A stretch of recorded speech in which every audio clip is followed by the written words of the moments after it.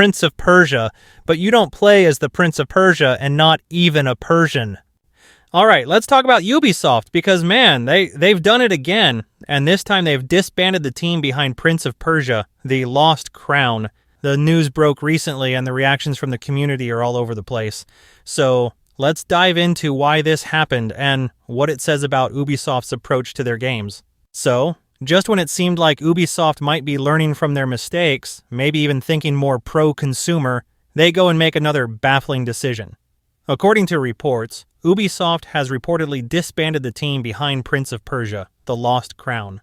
Now, this game, if you didn't know, is arguably the best thing Ubisoft's put out in years. I know the bar's too low, but hey, it's a Ubisoft.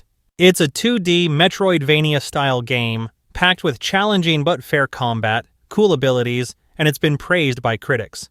Despite all of this, it didn't sell well. Here's the kicker though. It was Ubisoft's own approach to selling it that led to its downfall. First off, they priced it at $40 for a 2D game, which is already a tough sell in today's market, where gamers expect 2D games to be more affordable. Even Metroid Dread from Nintendo, a game with a much bigger fan base, didn't exactly fly off the shelves when it launched at a high price point. Then there's the fact that Lost Crown didn't even release on Steam until August, months after it had been out exclusively on Ubisoft Connect, which, let's be real, nobody uses unless they have to. That kind of limited access was just another nail in the coffin. So what's Ubisoft's solution after seeing low sales? Well, instead of backing the game with more updates or DLC that could drive long-term interest, they just cut the team.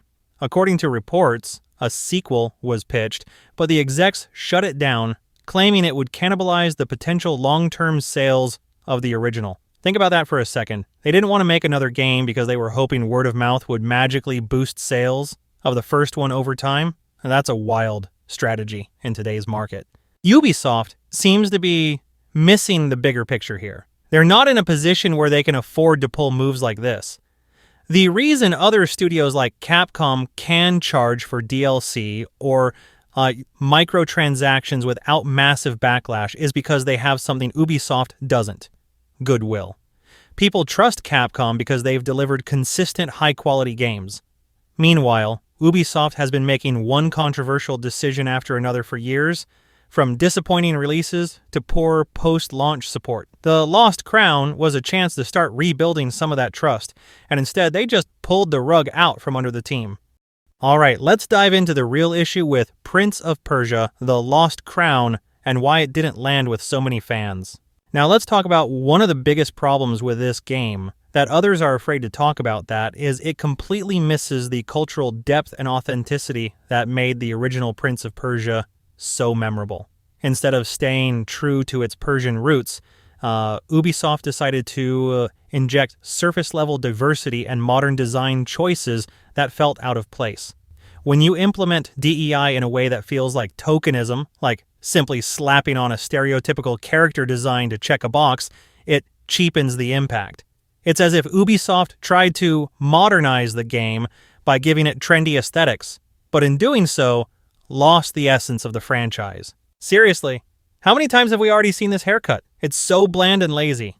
The original Prince of Persia games worked because you had this strong, iconic protagonist, but here, Ubisoft chose to shift the focus away from the prince, which left many fans feeling disconnected. It's like buying a new Spider-Man game, only to find out you're playing 80% of it as a side character instead of Peter Parker. When fans invest in a franchise, it's because they have a connection with the main character in the world. Changing that formula without any clear reason leaves people wondering, why not just make a new game instead of slapping the Prince of Persia name on it? The frustrating part is that Ubisoft had all the tools to make this a success. They've got decades of lore, an established fan base, and the potential to craft a game that's both modern and true to its roots. But instead, it feels like they were trying to chase trends, appealing to a broader, younger audience, while alienating the very people who've been loyal to the franchise for years. Sure, there were improvements in gameplay, and some fans even argue that it's one of the best games of 2024, but the puzzles and gimmicks alone aren't enough to carry a game, especially when it's part of a long-standing franchise.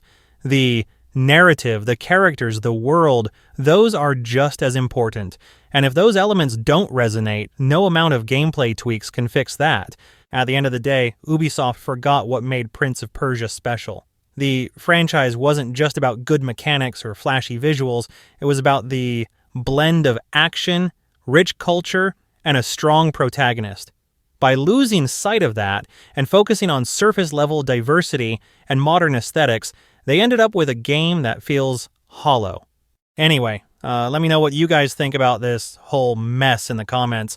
Do you think Ubisoft will ever turn things around, or are they just digging themselves a deeper hole? Don't forget to like, subscribe, and hit that notification bell so you don't miss any future videos. Peace.